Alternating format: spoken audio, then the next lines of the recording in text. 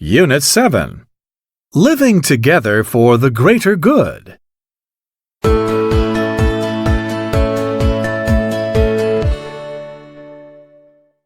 Read about it.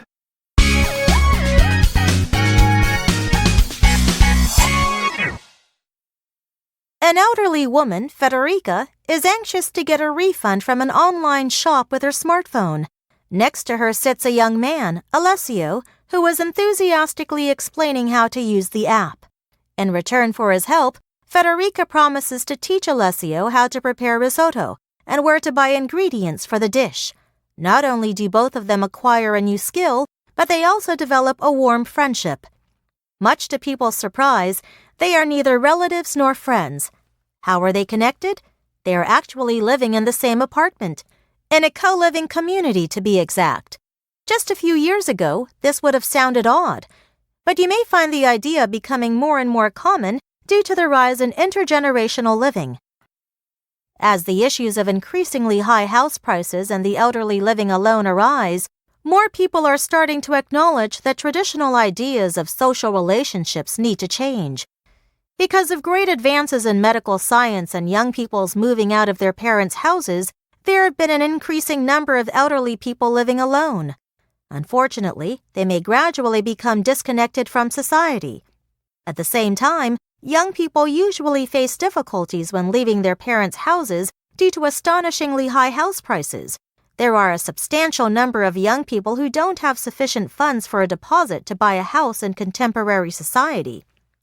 Worse still, rents are so high in many urban areas that both the elderly and young people are unable to afford to live alone in anything other than inferior housing.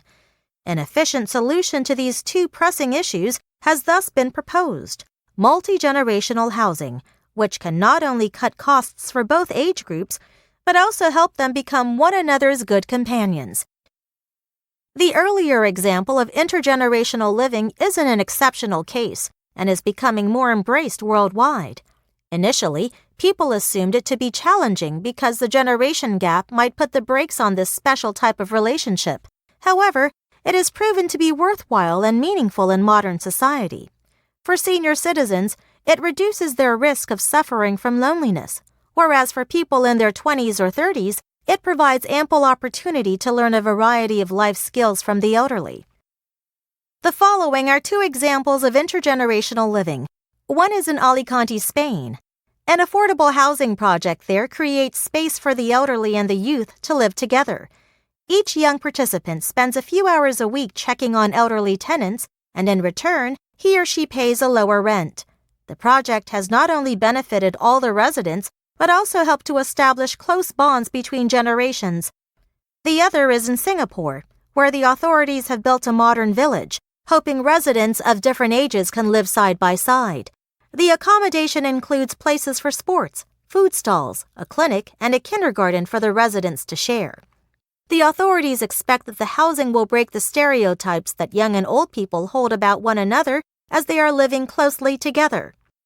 In times when people live longer and many young people are often forced to exceed their budget for rents year on year, this alternate idea seems to be a practical measure to tackle the difficult social problem. Hopefully, this form of housing will become widespread as everybody involved would benefit in the future.